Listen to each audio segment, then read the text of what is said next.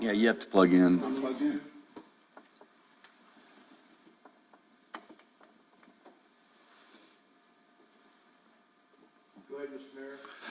Good morning. It is October 28th. It's 9 a.m., actually a couple of minutes after. I apologize. This is the Village of Ruidoso special meeting. If you would join with me and stand in a moment of silence, and then we'll do the Pledge of Allegiance.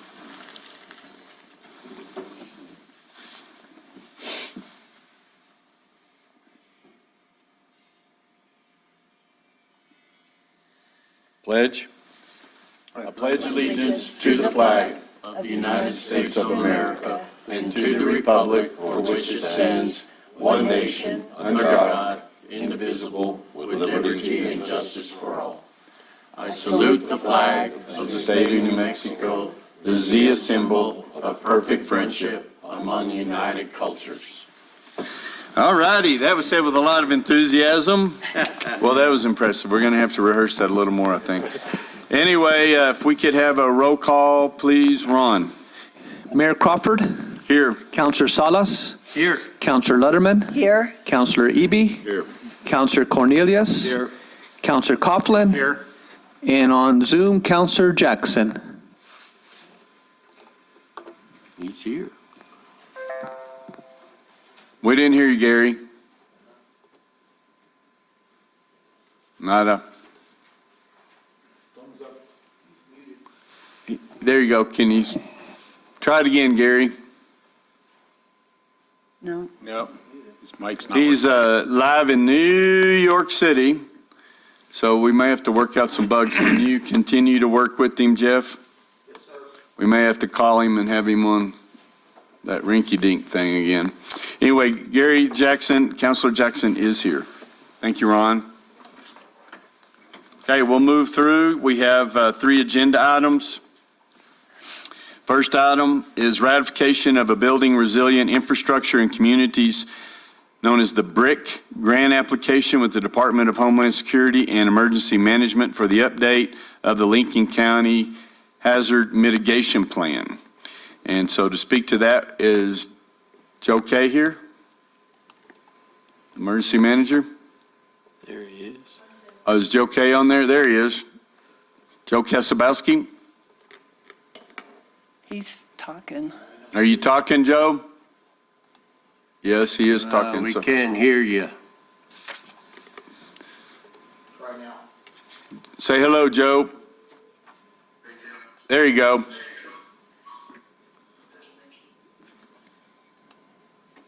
It's not working, Mayor. I'm just going to put him on speaker here. Okay. I'm not getting Unmute it. internet. Okay, Mr. Mayor, this is just I tried both cables. Okay, try it again, Joe. is that better? Okay, this is just the final application for our building the resiliency in our community grant so we can do our hazardous mitigation update. The funding should be available. They're saying January 1st, and then we'll start our public meetings and the process of updating the plan throughout 2022, so it'll be ready to approve by 2023. Okay. And I guess you're talking to your counterpart, Kenmore, in the county?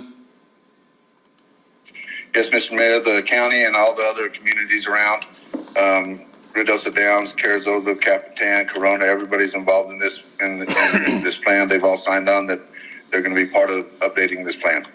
Okay. Anybody have any questions or comments for Joe? Okay. And then so we'll need just a motion to ratify? Yes, sir. I move that we accept the ratification of Building Resilient Infrastructure in Communities, BRIC grant application with Department of Homeland Security and Emergency Management for the update of the Lincoln County Hazardous Mitigation Plan. Second. Any discussion? Roll call, please, Ron. Councilor Letterman. Aye. Councilor Cornelius. Aye. Councilor Coughlin. Aye. Councilor Salas. Aye. Councilor Eby. Aye. and Counselor Jackson.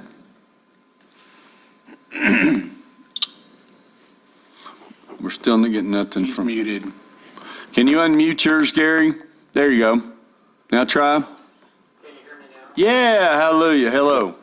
We have a little cross interference here with earpods and other devices. I think we're good to go. Okay. Did you vote yay or nay? Yes. Okay, thank you, Ron. Thank you. Item number 2, discussion and possible action on adoption of Resolution 2021-51, a resolution amending the fiscal year 2022 budget, Quarter of Finance and Administration DFA for the approval thereof. Judy Starkovich. Mayor, would it be okay if we addressed item number 3 first? I think Judy's reports are going to be Lengthy? quite lengthy. Okay. We have some guests here, so. Okay, if that's okay, and get permission from the council, I will move to item number 3, discussion and possible action on change order number 1 with General Hydronics LLC in the amount of $30,968.94, including gross receipts tax for additional rock excavation on the water and sewer line in Town and Country, and request an additional 57 calendar days to January the 14th, 2022.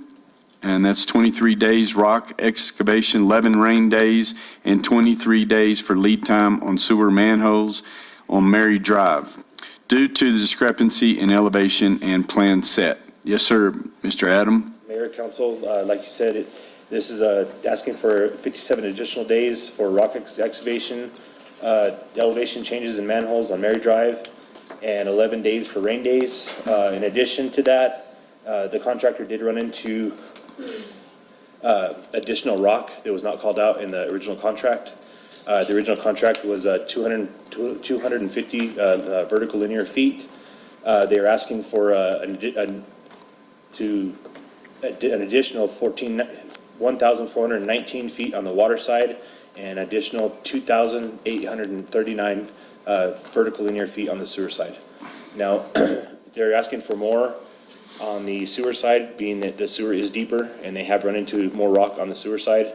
The water side, like I said, Mary Drive is done. Valencia is about 50% done. They did not run into as much rock as on the water side. They did the sewer side. Okay, and I know we have a rock clause. Yes, sir. That was the 250 vertical linear feet that was originally called out in the original contract. Okay, we have your change order process summary. Appreciate that. Does anybody have any questions for Adam? Not as to the rock, but as to the manhole issue. Okay, I mean, it appears as though somebody messed up. Yes, Councilor Coughlin, Mayor Crawford, there was a change in the elevations in the engineering. There was a cost change in that also. Sauter Miller did take care of the cost change on that part, but the contractor is, it did delay them on the water side as far as starting the water on Mary Drive.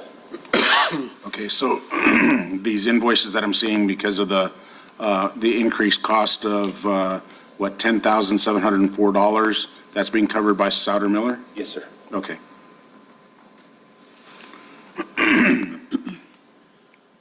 Mayor, I have a question. Yes, you- Maybe even a comment. And the roads, so is this going to cause 57 more days for the road to be torn up?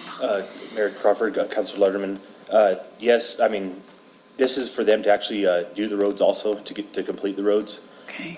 They did get their back tees. I just talked to the engineer and the contractors this morning. They did get the back tees back this morning, so Mary Drive is pretty much ready to wrap up. So that, they can start doing the stuff on Mary Drive. As far as Valencia, they're running the water line up, so as soon as that's done, they get the back tees done on that, they can finish up Valencia. They have not started, like I said, they had not started the water line on Chavez Street yet. And they have approximately 900 linear feet of sewer line to install. They did run into rock at the corner of Otero and Chavez. any additional questions? So when you say complete, that's including paving on Mary and all of that, right? Or you're just talking completing the water line? Completing the water and sewer is will be Okay, complete, yes. so it won't be completed with paving.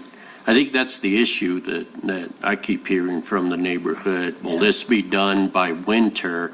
And if not, how are we going to address all the maintenance? Speaking with the engineer, the 57 days will be for the paving of all the streets also. Now, in the spec, the spec reads, the temperature has to be 45 and rising to Right. pave. Or we put a clause in there, for there is a liability on the contractor whether it's 45 and rising or it's below for the compactions in the warranty period on the pavement. So, if it is below 45 degrees and they decide to pave, it's going to be basically on them.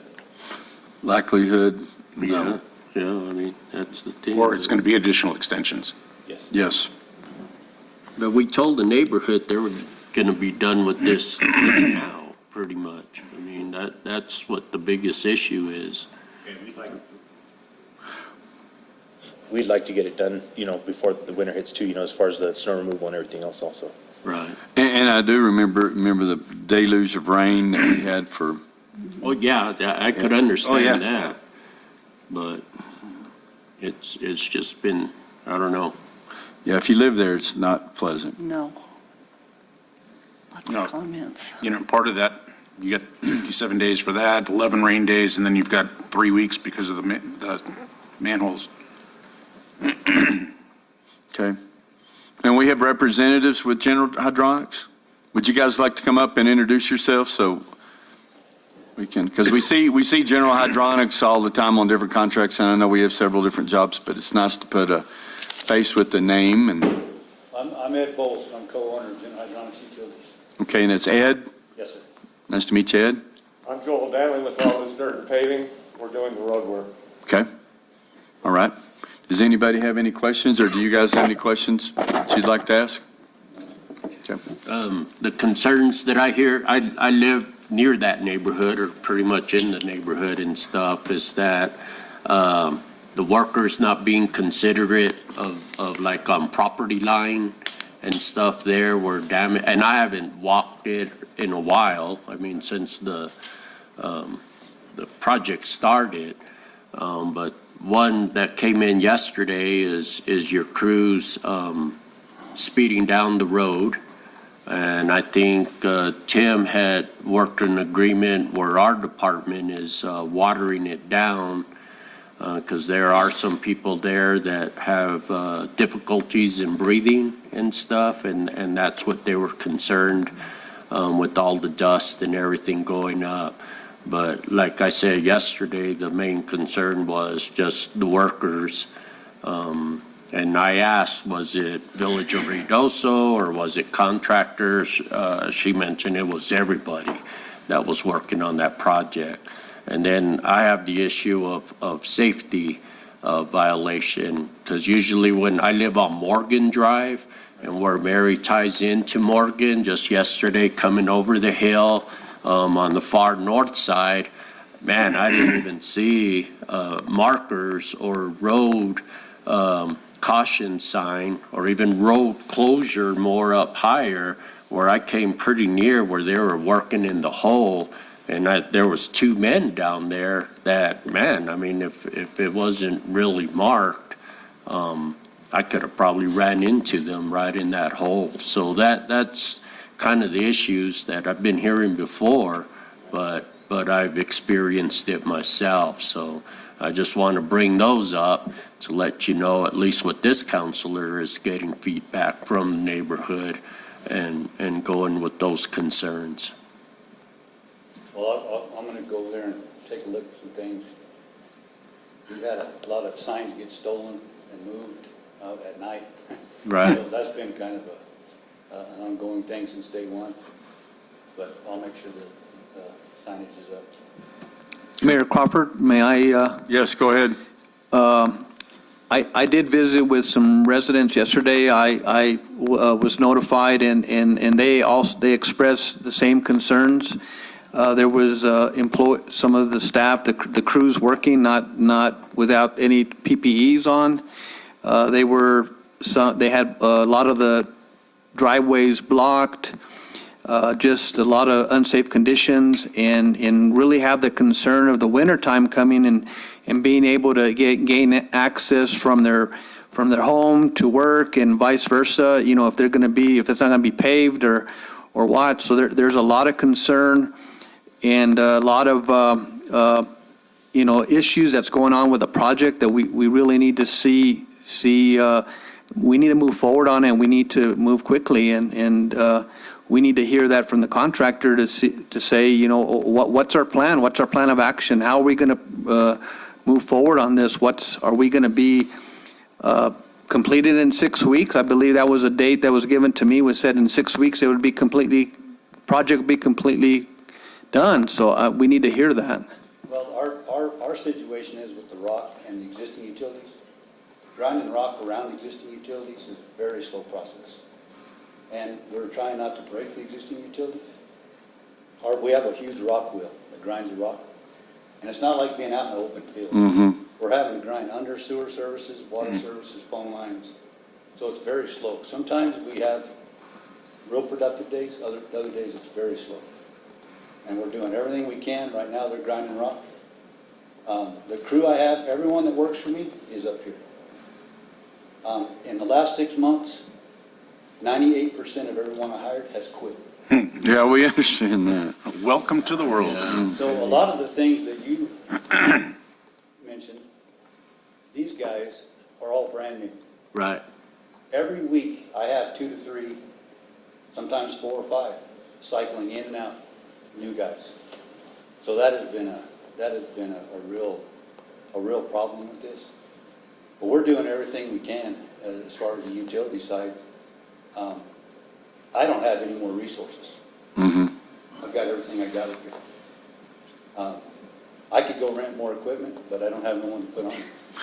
Well, if you could do something with, a lot of it is communication with the public, but Adam, if you'd stay in touch, and when you're having shortage problems, let him know so we can talk about it on the radio, put out verbiage and talk to the people over there. I know sometimes that doesn't make them any difference, but everybody's starting to understand, whether it's your local restaurant, your business, getting a plumber to get to your, people are starting to really understand that.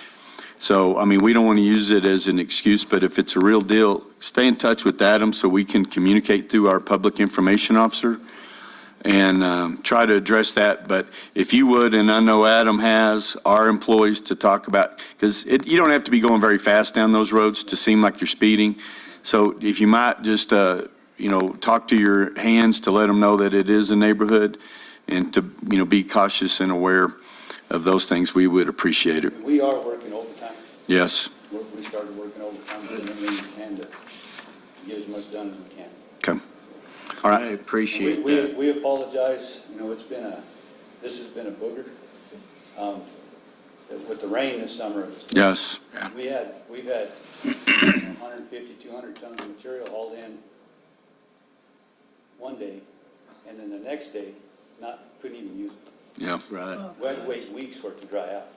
And then we had to haul in another 100 tons to try to keep going. And we've only not been able to be there. We've been here every single day. If we were doing road maintenance, doing whatever we could to keep going. We're not giving up.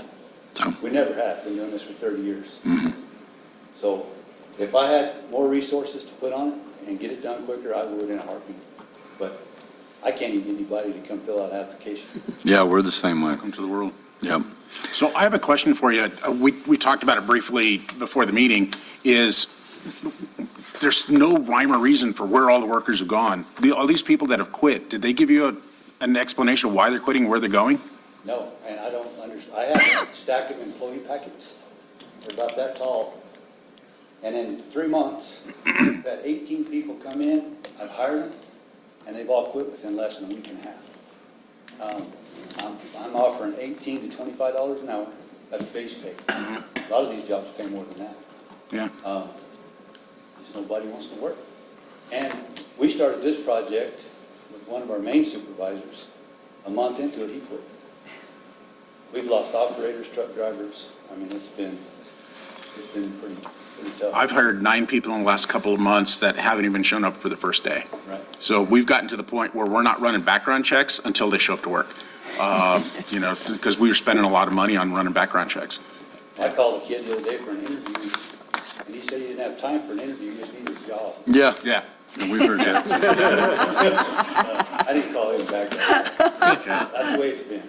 Yeah, no, and it's amazing. It's affecting, we were saying, every industry across the board, across the entire country, and everybody's saying, well, they don't want to work for minimum wage. Well, we're talking about jobs that aren't minimum wage, like you just described, but people are just evaporating into thin air. Nobody knows where they're going, Yeah, so. Well, you're pretty unreasonable. You expect them to work. yeah. Yeah, for that kind of money, when I was 20 years old, I'd have done anything in the world to make that kind of money. Oh, yeah. Oh, yeah. But I think if we can just continue to let the public know, so just let Adam and our staff know, so we can keep pushing that information out that we're doing everything that we can. And, it's like I tell people, well, do you know anybody, are you looking for a job? Do you have anybody that you know that would like to have a job? And so a lot of people are understanding it doesn't make it any more easier on those folks up there. Well, for 2 months, we ran an ad in the newspaper up here. We published an ad for 2 months. We never had one phone call.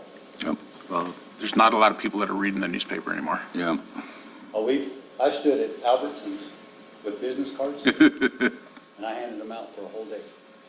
Only got one phone call, set up an interview, never showed up. But anyways, with that said, whatever I have, I'm putting up here. Okay. So, and I'll continue to do so. If we have equipment breakdown, I rent equipment, try to replace it. And as far as the other stuff, it'll be addressed, the safety issues. It's already been taken care of, part of it. And I hope everyone here has my phone number, because you're welcome to call me at any time, 24/7. We have Adam's phone number, so that's usually who we call when we get questions. But again, we appreciate everything you're working on and trying to accomplish. But I think if we can just keep the word out there, what we are doing, what you are doing, and some of the obstacles that nobody's knowing how to answer right now. So, all right, well, thank you, gentlemen. Thank you very much for coming in. All right. Mayor, I wanted to ask Judy about this additional $60,000 that we got on our CDBG funds. Do we have to, as I remember from the first one, that we got so much money, then we had to use SCRT partial and then some general fund for the water, or SCRT for water, but do we have to match any to that? Councilor Salas and Mayor Crawford, you are correct. We do have, this is the CDBG project that we got $750,000 Right. towards. So the actual match that we're currently budgeted for is coming out of the GEO bond monies. Okay. And that is at $931,750. Now, I know that Sam was able to get additional CDBG funds of $66,000. $60,000. So that will bring our grant up to 810, and I'm not sure if we would have a match on that. With no match. So there's no match. So then that money will be able to be used to absorb this deal, so we won't have to come up with additional funds on our side. Okay. Good job. Sam? Okay. Anybody got a motion? I'll make a motion to approve change order number 1 with General Hydronics LLC in the amount of $30,968.94, including gross receipts tax for additional rock excavation on the water and sewer line in Town and Country, and a request for an additional 57 calendar days to January 14th, 2022, 23 days for rock excavation, 11 rain days, and 23 days for lead time on sewer manholes on Mary Drive due to discrepancy in elevation in plan set. Second. Final discussion? Roll call, please, Ron. Counselor Eby? Aye. Counselor Coughlin? Aye. Counselor Cornelius? Aye. Counselor Salas? Aye. Counselor Letterman? Aye. Counselor Jackson? Aye. All right. Thank you, gentlemen. Thank you, Adam. All right, we'll move on to the next one. Is back to number 2, is discussion of possible action on adoption of Resolution 2021-51, a resolution amending the fiscal year 2022 budget, quarter ending September 30th, 2021, for certain funds and application to the Local Government Division, LGD, of the New Mexico Department of Finance and Administration, DFA, for the approval thereof. And I understand this has gone through your IFC? Yes, sir. Okay, yes, ma'am, Judy. Mayor Crawford, councilors, this is our first budget adjustment for the new fiscal year. This entails all budget adjustments from July 1st through September 30th. And the total budget increase was $58,014,519.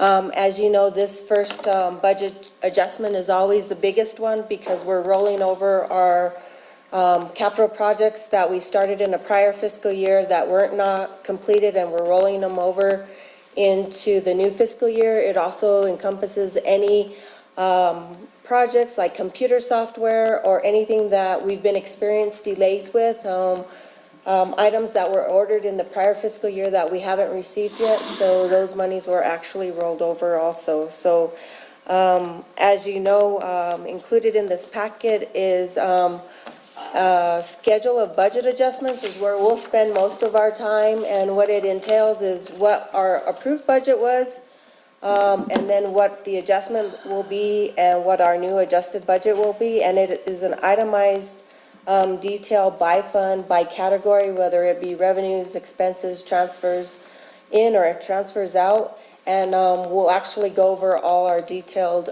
adjustments. So anytime during the presentation, if you need additional information, I'll take the questions at that time, or if you want to hold them till the end, it doesn't matter to me. So remember, a lot of times when we're increasing revenues, you'll see that budget adjustment appear not only in a revenue, because our revenues increase, but in order to expend those budget funds, you'll also see a corresponding expenditure increase. So if everybody will go to that sheet, we would actually start it. The budget changes?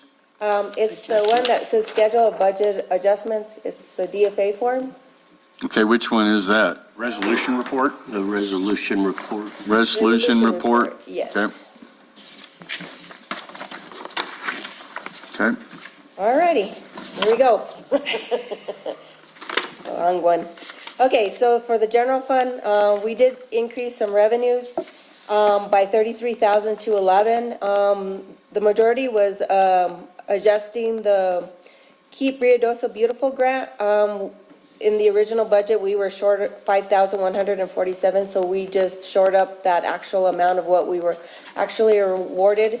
So that was an increase to the revenues. And then we also had an amount for the ball field fire insurance claim. Now, this was a few months ago before what we knew the total amount was going to be, and we needed to do a fire mitigation project out there. So we knew that we were going to get at least 23,000 off the claim. So at that point, we had only budgeted that amount of revenues, and you'll see later on in the presentation that we actually transferred it out to the forestry grants. However, since we have received the final amount of that, of what we're due, which is 101s with change, in the next quarter, you'll see another budget increase to budget that variance amount. And also that we had a convention center roof insurance claim come in the new year. We had done all the work in the prior year, and we just finally got the insurance check of $4,700. So all those three adjustments totaled the increase to revenues. As far as transfers in came, increased to $1,001,381. As you know, in the correction fees, we collect monies not only that are flowed through to the administrative office of the court, but we do have a correction fee that we charge, and that fee is restricted to housing and feeding prisoners. And by statute, any amounts over an annual budget amount can be reverted back to the general fund for general purpose use. In the past, we've always kept those transfers back to be used for the PD. So currently in that fund, there's about $90,000. So the PD had a budget increase to replace the car computers within each of the patrol cars. So that amounted at $47,000. So I was just using some of those funds from the correction fees in order to cover those costs. So you'll see a transfer in coming to the general fund, and then later down, you'll see a transfer out from the correction fees. Thank you for explaining that, because I was looking and going, wait a minute. Yeah, no worries. And we also got our American Rescue Plan Act funds at $1.9 million. However, according to DFA stipulations, I can't record grants in the general fund. I am not, why? Because you have to usually have a reserve of funding within the reserve that you keep hand in hand. So a lot of the smaller communities in the state of New Mexico can't afford to reserve that much money. So DFA likes you to book the revenue in a different grant and then transfer it back, which I'm not exactly sure why, when we can actually handle the increased and required reserve. However, in order to keep everybody uniform in the state, we have to do it this way.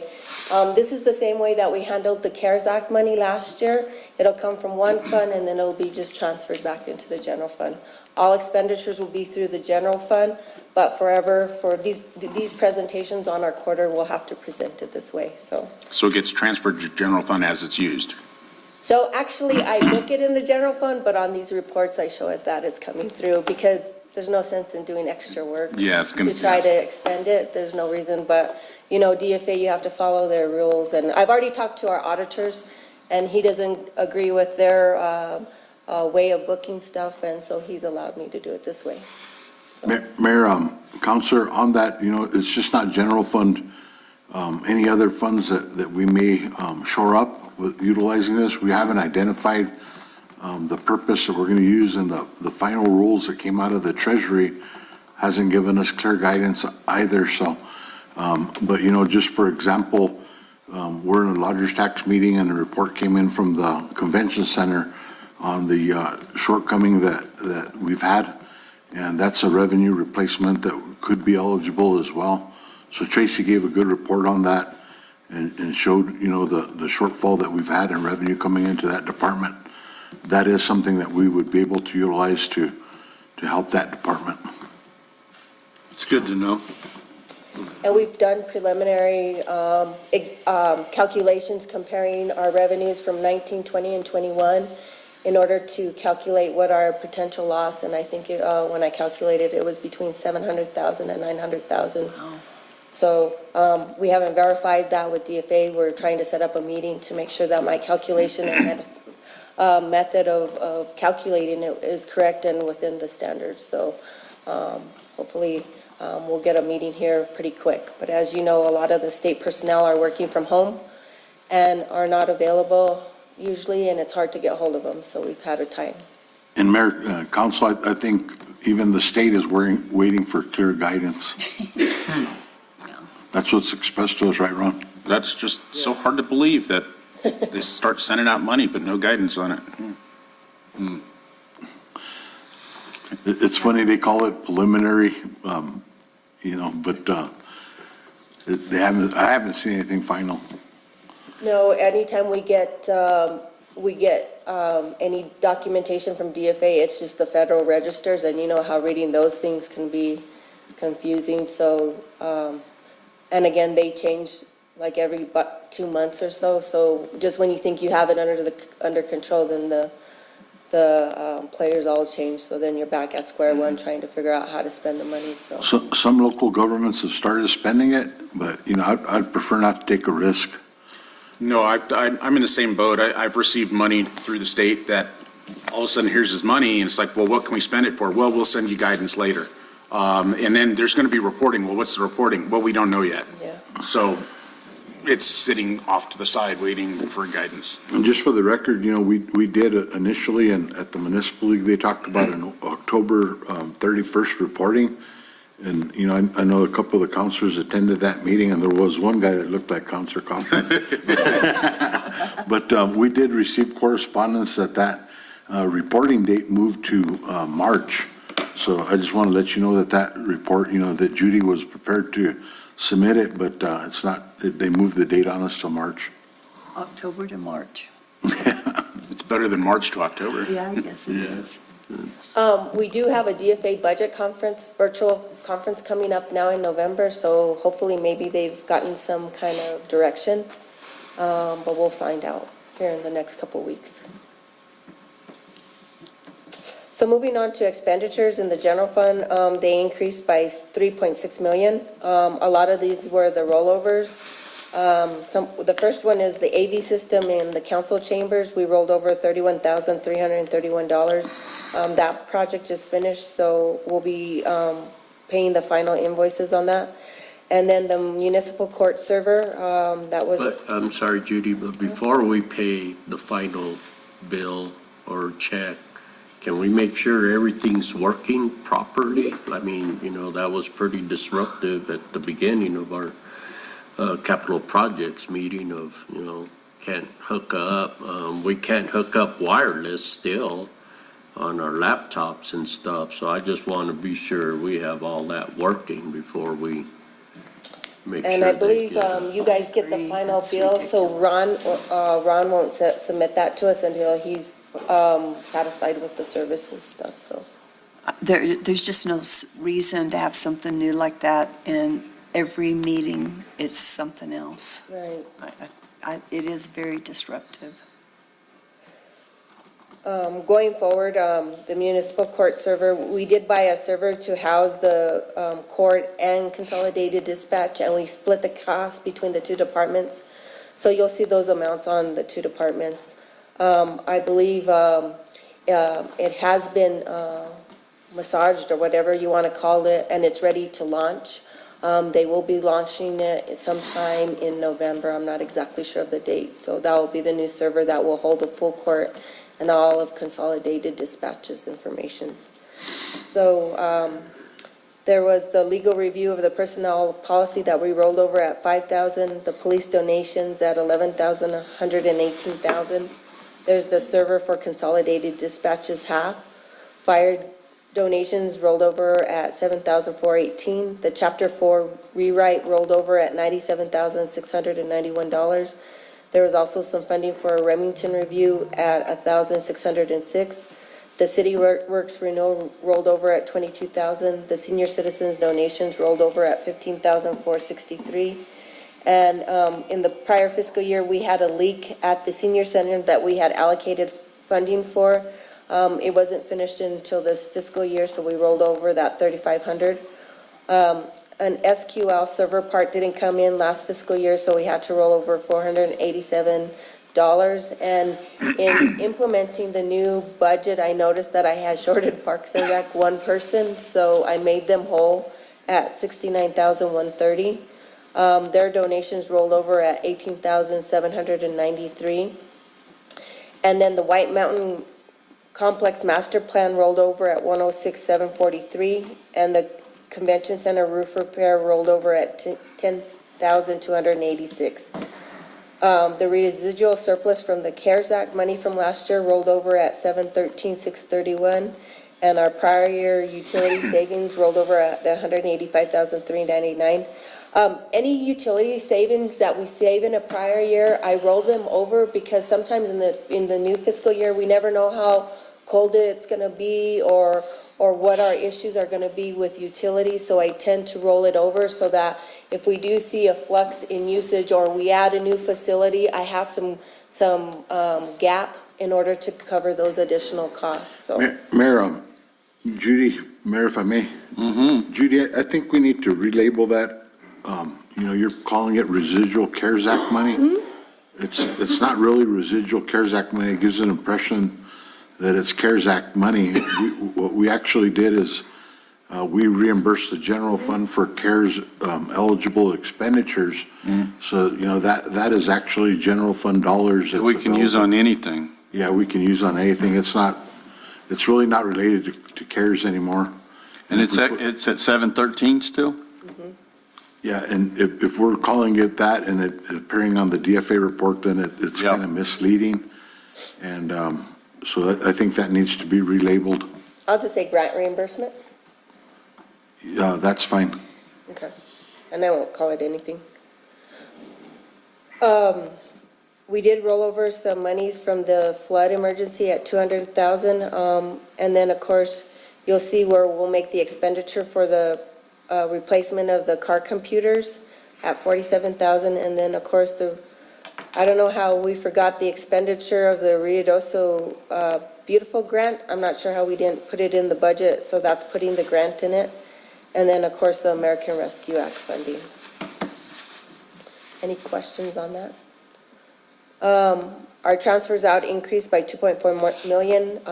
There are the funds for that mitigation project in forestry at 23,000.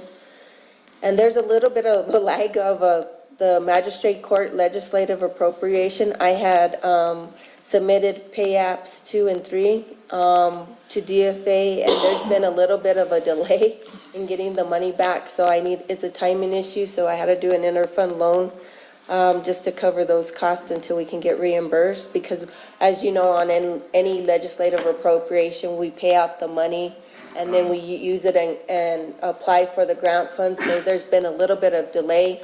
I can say we received half of the funds just the last week. So hopefully the next half will be coming in. And as soon as I get that, I'll repay back the loans and stuff. There was additional fundings for the Horton remodel at 1.8 million and additional funds for Village Hall at 262,665. And the additional funding for the Pine Cliff engineering for the streets and the sewer lines at 248,568. So if you have any questions on the general fund? No? We'll move on to the correction fees. We've already talked about this. This was for the PD car computers. And then moving on to SGRT, as you know, we got the Water Trust Board grant, $501,750. And then the rollovers to increase expenditures, the water conservation project at $292,925.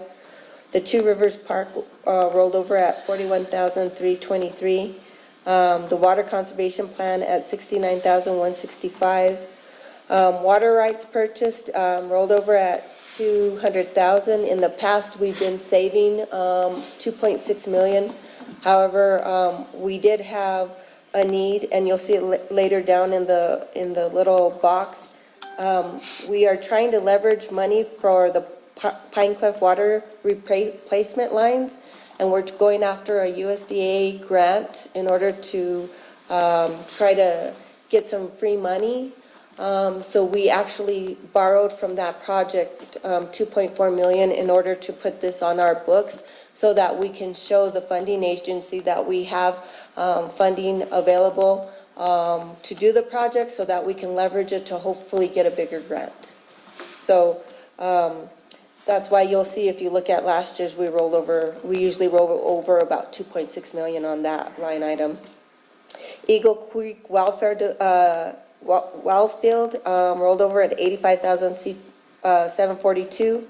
Alto number 3 rolled over at 483,930. Cleaning the grindstone drains rolled over at 122,404. The Upper Canyon diversion design rolled over at 116,429. Eagle Creek Phase 2 rolled over at 1,505,742. The USR pre-application rolled over at 295,516. We had some PRV projects rolling over at 50,000, and some PRV replacements at $88,041. The Horton drainage rolled over at 846,462, and of course the Pine Cliff water replacement is rolling over at 3.2 million. Now, this is the new project that we're trying to go for another round of CDBG funding, and as you recall, we started off with the water, and then to qualify for CDB, we added in the streets and the sewer, and we talked about it a little bit in the general fund. This is just the cost for the water lines. We have not got the cost for the streets and the sewer yet. So that will be some more monies that we'll need to figure out how we're gonna pay for that, so. Going on to the EMS fund, we got the final amount of what the grant came in at for the fiscal year, so we're just shoring up the revenues at $3,467,000. Mayor, before we move on, I had a question under that last section on the rollovers, Sure. Mayor. Go ahead. Judy, you talked about the USDA. Can you kind of bring that one back up again? For the Pine Cliff? No, you talked about USDA application. Oh, that's the one, they're filling out an application for the Pine Cliff water replacement, and it's, is Eric Boyda on? He's the one who's Yes. handling that project? Mayor Crawford, Manager Dodge. This is funding for the Bureau of Reclamation Water Smart Grant. Oh, okay. That will be requesting $500,000 for the conjoined projects of the Pine Cliff subdivision and the Paradise Canyon water lines. Okay, I just, you were talking about USDA, so I was confused. Oh, what is it? It's the Bureau of Oh, Reclamation, Bureau, oh, sorry. That's okay. which is, I think that's part of the Department of Interior, I believe. Oh, okay. Is that the one that says USR pre-application? No. No? Okay. I don't think it's on here, is it? I don't see it. The USRC underground. Because he's just in the process of doing the application, I believe, and that's why. So, yeah, so we're allocating funds to the Pine Cliff subdivision so that we can show that we have put some money into the game and have the ability to move forward with that project with this grant in hand. Okay, got it. And I was just confused on that because the USDA application, that's where we're looking at the watershed improvements. And that's not addressed yet. We're still working out some of the details. So we are working on a USDA application, but it's not part of this process here. So that's how come I just called it up for, one clarification on that. Thank you, Judy. You're welcome.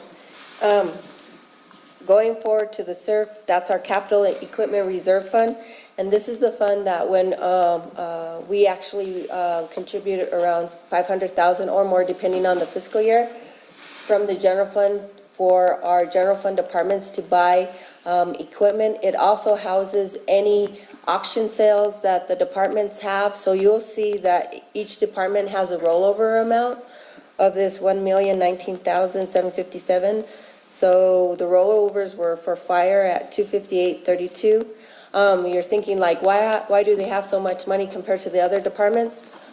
When Cody sends out his guys to go work fires in other states, he gets a reimbursement for time and equipment that was used on the fire. So he has been saving the equipment portion of those reimbursements to save up for truck purchases or to equip other trucks. As you know, we have a fire truck on order, and he will have to outfit it with the hoses, the nozzles, whatever they have.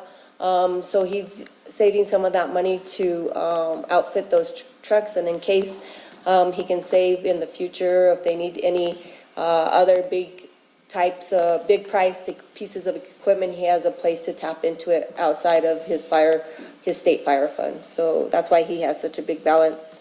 The next ones are the senior center at 1,093, police at 8,981, water production at 1,333, water distribution at 152, parks at 326, 358.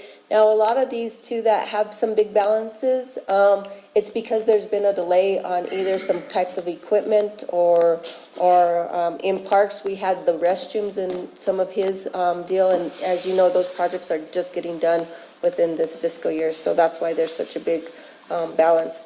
The treatment plant at 5,278, administration has 1,926, the convention center at 200, airport at $5,424, streets at $251,847. I think that's part of a striping, striper, which he's just gotten the specs and we're getting ready to put it out and look at state contracts to see if we can get it. And those, some of the bigger types of equipment usually have some bigger delays between the time you order and delivery. P&Z has 7,523, solid waste at 30,701. IT has $64,026, purchasing and capital projects has $37. The court has $152, and the library has 7,117. Additional, during the current year budget, the additional funds for the grindstone bathrooms came in at $14,577, and a capital project truck at $35,000. So the next fund is our fire fund. These are the funds that are distributed by the state to our fire department. It's based on the number of fire stations and different things that you have. So the actual grant that we had budgeted needed to be increased by $43,131. And then, of course, we rolled over the fire truck at $546,404. And I think delivery is set for February. The special library fund, we rolled over they have a legislative appropriation for computers at $10,000. They have a state geo bond grant at $28,798, and they have a Lincoln County grant at $10,000. And then, of course, the rollovers were the legislative appropriation. We actually budgeted the cash on hand that they had, $40,950, and the state geo bond grant and the Lincoln County grant. In lodgers tax, they were awarded a New Mexico co-op grant for advertising at $101,463, and they did actually have a lot of rollovers.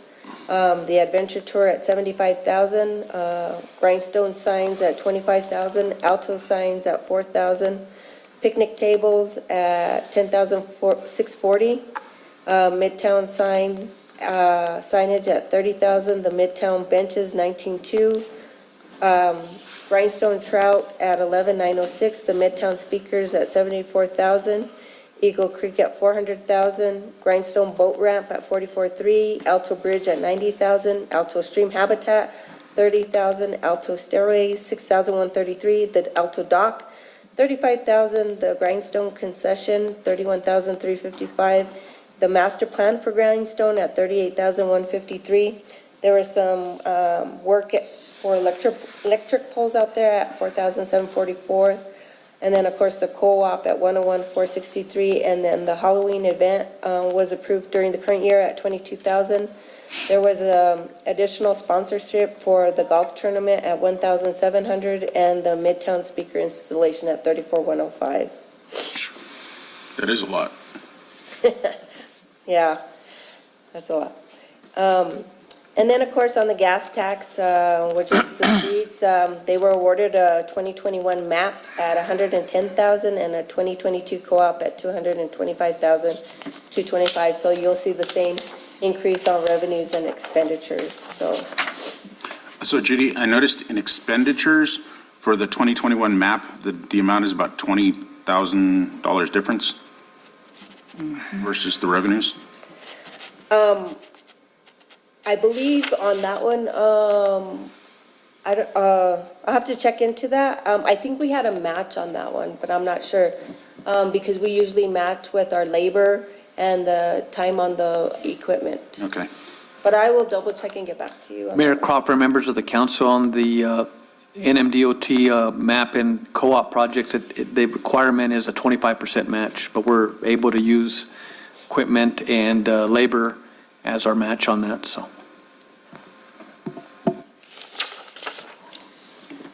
Okay. Going on to page 2 is the Special Recreation Fund. This is where the WIBIT is housed. And then, as you know, at the end of the seasons, Parks and Rec and Watershed split the profits once we take out what a budget for the next season would be. So we rolled over for Parks $24,187, Watershed at $53,706, and the WIBIT rolled over $10,000. Plus, we had budgeted in the prior 2 Whibbit slides that were not purchased at $15,155, so we're just rolling over those monies. The intergovernmental grants, these are where the trails are. So we're rolling over the Cree Meadows Trail, which is a federal grant at 478, 464. The Lynx Trail, which is also a federal grant, 24,994. And then the Moon Mountain Trail, which is also a federal grant, at 228, 572. We're at the end of the design on Moon Mountain, so we've expended in 22 with the majority of that grant. The Lynx is almost done through design, and as you know, we're already in construction on Cree Meadows. We also rolled over the new state legislative appropriation for the senior center at $44,770. The corresponding. Mayor Pro Tem. Yes, sir. Judy, before you go too far down on the Whibbit, you're only recognizing the rollover of the expenditures, right? You didn't recognize the revenues for this year? No, and me and Rodney need to sit down and calculate what the season did and calculate the money. So that'll be all in a new adjustment that will be coming in quarter 2. Okay, and I just want to bring that up because these numbers are pretty close to last year's Yes. numbers. Mhm. And so, this is just the expenditures. Yeah. Good catch. The rollovers for Cree Meadows Trail is 681, and on all the trail grants, we did have a match on them. I can't offhand remember the percentage, but we did have a match. So the actual construction costs rolled over at 681, 726. The trails design at 29,253, Moon Mountain Trail at 244, 673, and the state legislative appropriation for the senior center at 44, 770. RSVP, it was just adjusting the federal grant to actual by 10,000. And I have to look at that grant because based on the personnel numbers that Anthony gave me, it's not jiving right. So right now, I just made the budget whole, and we're going to sit down and look at it to make sure exactly where we need to, and then we'll bring back another budget adjustment in the new quarter once we get everything figured out. There was a discrepancy in the split between federal and state of one of his employees, so we're going to go and sit back and review that. On the DWI grant, as you know, in 21, we didn't expend all of the 2020 monies, so we had to send back the 21,000. While he was able to spend it in 21, however, the reimbursement of those funds didn't happen until 22.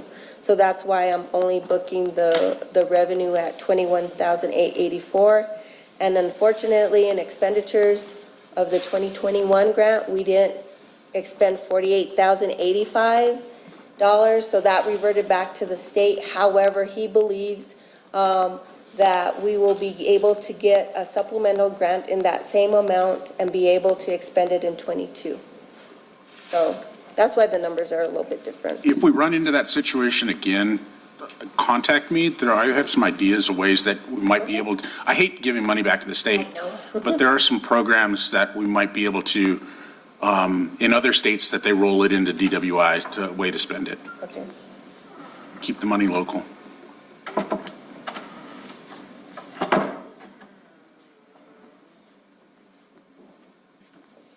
Okay, and now is that new fund that DFA wanted us to record the American Rescue Act funds in, so you'll see an in and out.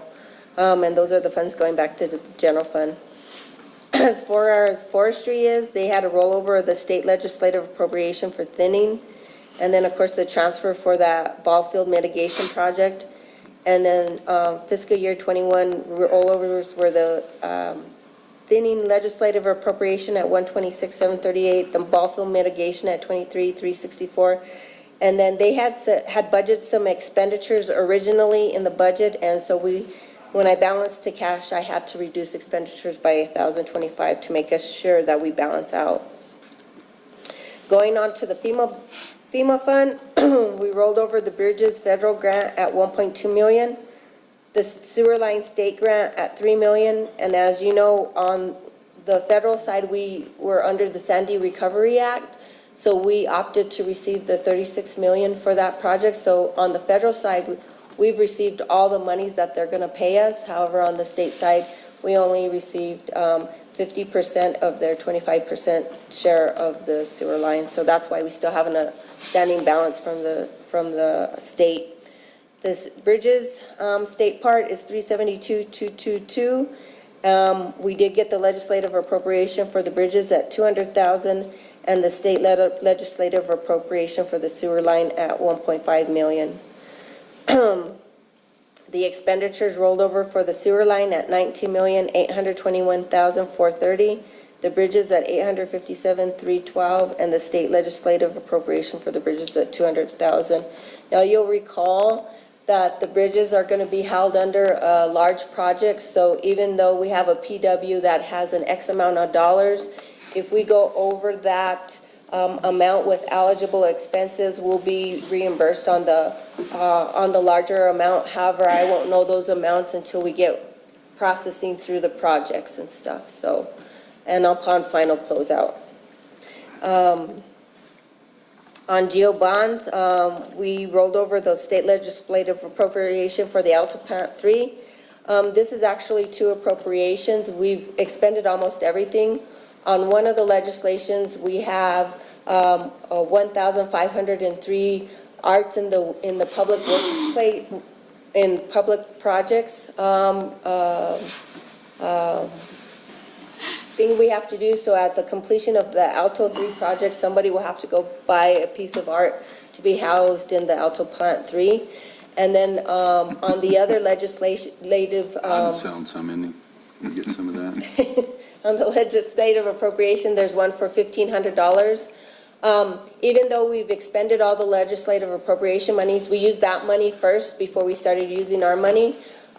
We won't get the final last $1,500 until the project's closed out through New Mexico Environment Department. Mayor, Judy, I don't believe that we have to house it there at the Alto plant. Okay. You know, we can, have a committee that sits down and look at a piece of art, and then we can identify where we want to place it. But, there is, other than quilts and things like that we could take a look at.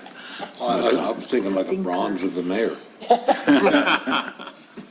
I can have the kids draw up some artwork, There's actually pre-selected. Yeah, they got that you have pieces to- that you have to go through. Yeah, but, Oh, how convenient. yeah, it just needs to be displayed in a public area, but we can, we can find, maybe have somebody go through it, and if any of you are interested in sitting on a committee that would look at it to make that selection. I will Jackson, I pass. think having the mayor on a horse in bronze would be just fine. Hey, wait, Gary, did you say on or under? I'll leave that to the discretion of the committee. I don't know, I'd like to see the preview of the pieces that you're allowed. Yeah, I'd say, I might not like it. the mayor's just laughing about that. Sorry to interrupt, but I just want a clarification. It doesn't have to go in, just has to go in a public place. But if you want it at the treatment plant, we can put up some. Okay, moving on to expenditures. Alto Plant 3 rolled over at $1,071,030. Pine Cliff's water design was $88,622. Paradise Canyon at $54,594, and Hemlock 2 at $75,624. And on transfers out, you'll see the transfer for the CDBG match for town and country going out of the geo bonds into the CDBG project. So you'll see that later down in another fund. For the New Mexico Finance Authority Capital Improvement Fund, this is where we're accumulating all the costs for the building of the magistrate court. So the balance of our state legislative appropriation was rolled over at $85,509. The interfund loan from the general fund at $33,900, and then the magistrate court construction at $5,812,044. Again, this is the old loan. As you all know, we're going back to the finance authority, doing an additional application. We should get the final numbers on the new loan sometime in November, once they go to New Mexico Finance Authority's Board of Directors meeting. So hopefully in a few more days, we'll have the final numbers.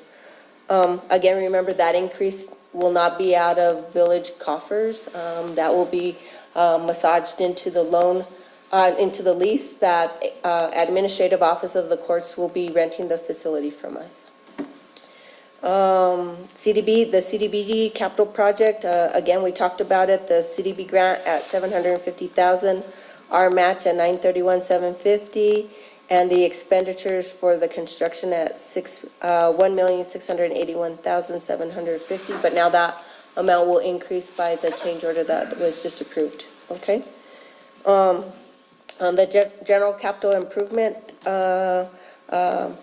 fund, we had the legislative appropriation for Horton balance at $449,314, the state legislative appropriation for Village Hall at $115,000, the state legislative appropriation for Wingfield House at $750,000, and then the NMDOT grant for the road, Gavilan Paradise Warrior at $3,325,000. And as you know, we have a match of $175,000 splitting between us and the county. The county's portion is $75,000. Transfers in from the general fund, the additional funds for Horton at 1.8, additional funds for Village Hall at $262,000, and the additional funding for the Pine Cliff project for the streets and sewer at $248,568.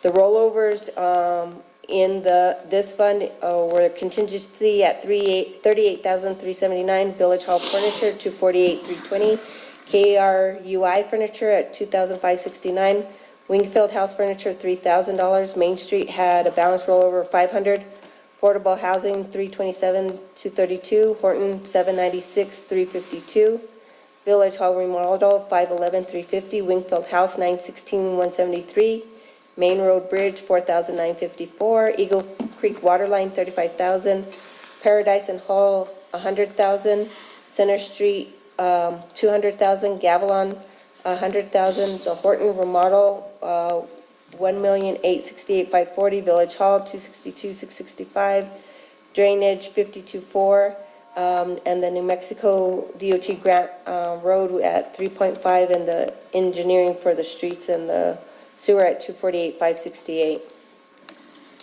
Moving on to the enterprise funds, RJU rolled over the RJU building. This was prior to the additional award.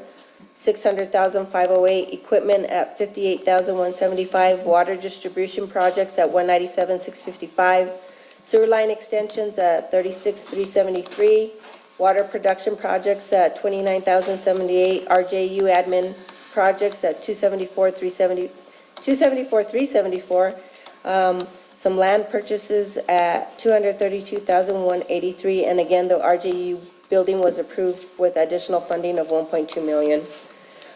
Moving on to the airport, we rolled over their FAA grant at $600,000 for the runway, state maintenance grant $10,000, and a striping grant at $56,702, and their jet fuel sales increased by $20,000.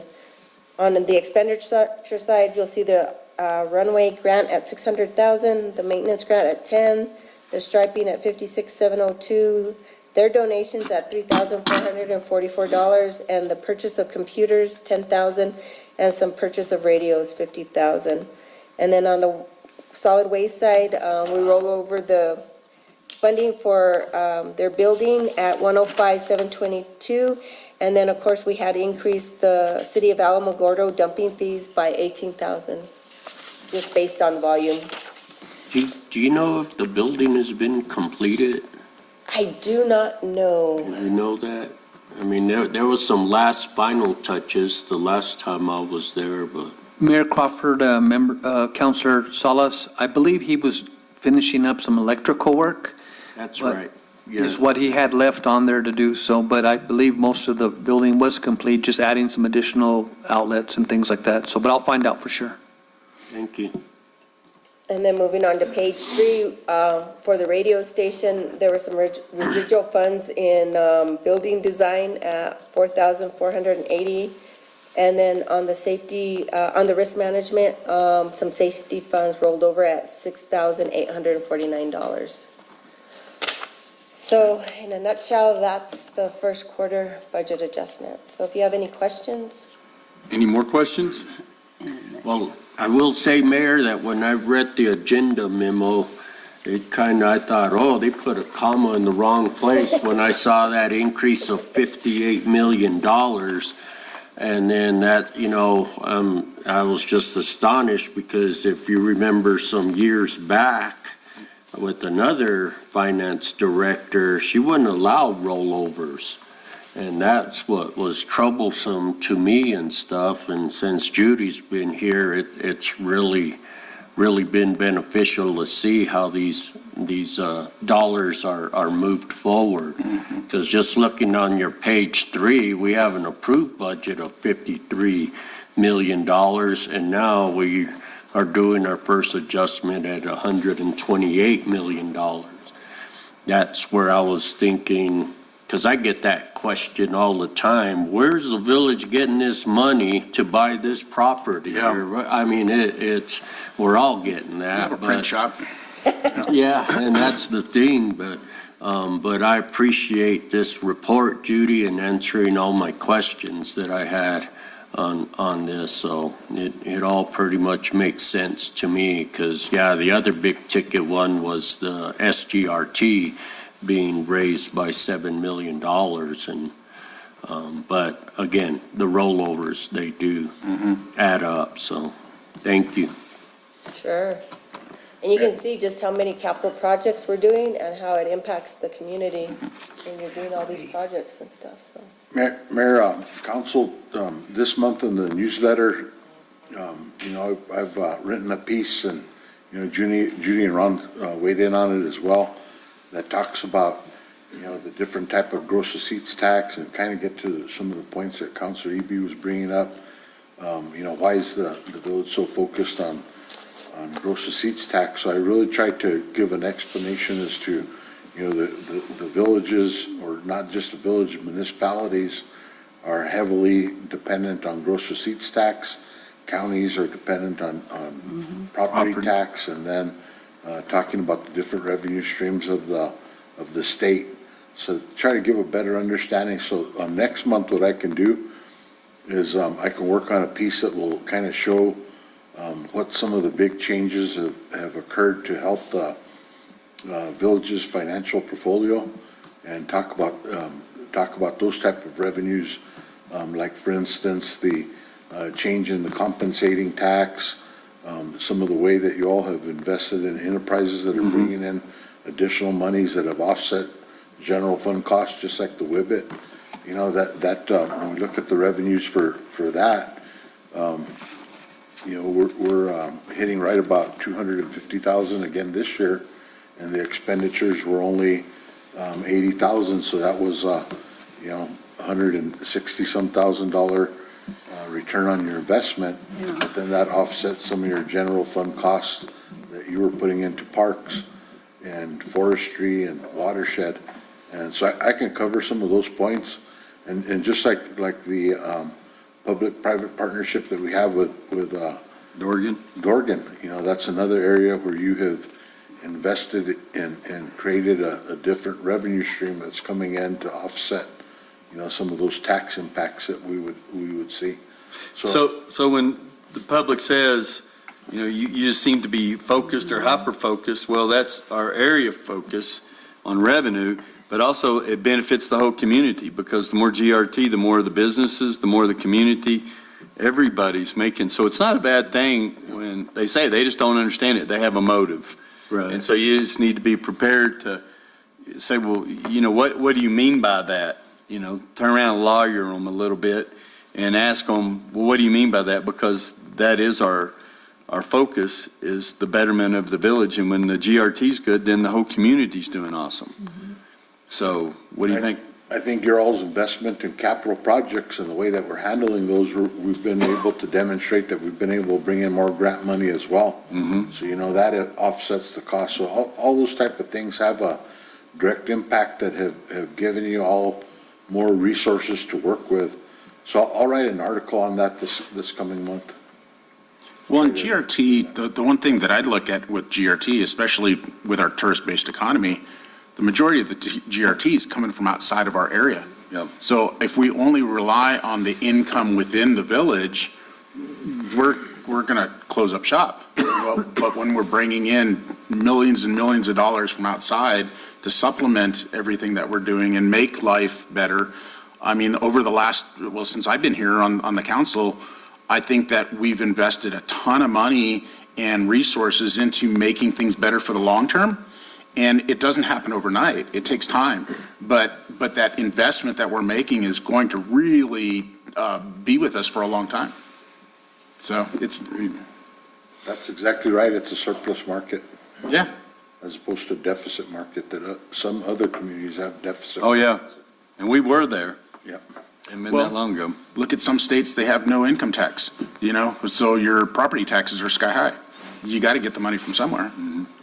So we don't want to increase our property taxes. Let's, just bring in more. And we don't want to increase GRT, but if we can increase our economy, this is what I always say about government, work on increasing the economy, and then the money flows through from that. Don't increase the percentages. Well, and it's like those people, I had this conversation with one too. It's like this GRT is more of a user fee.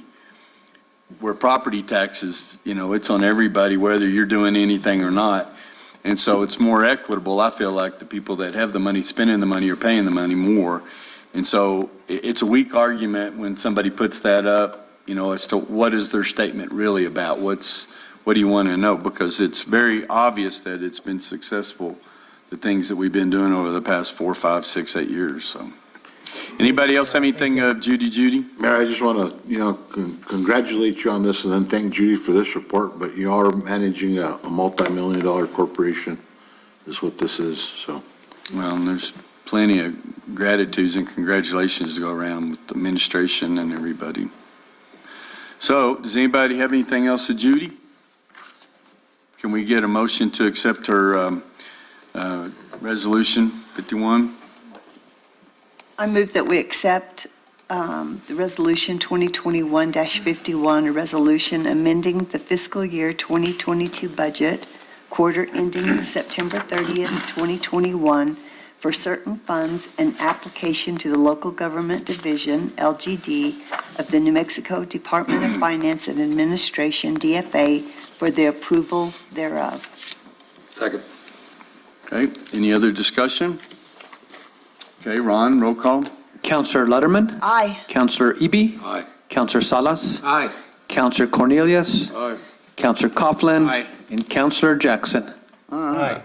Thank you. And before we go, what happened to our Yep. video? Are you gone, Jackson? No, I'm here. Okay, well, we lost your smiling face. See ya. I'm up above. And before we dismiss, we want to introduce our new Assistant Fire Chief, James Pribble. Is that right? Okay, you want to come up here and just, so everybody can see your smiling face? He's a new acquisition that we received from Texas. And he's got a few ties to the community. Kind of run your hand around the green thing and the other way. There you go. And welcome to the village of Ruidoso. We're glad you're here. And so just tell us briefly, really, a little bit about you. Okay, like the mayor said, I'm from the Fort Worth area, born and raised. I've been visiting this area my entire life.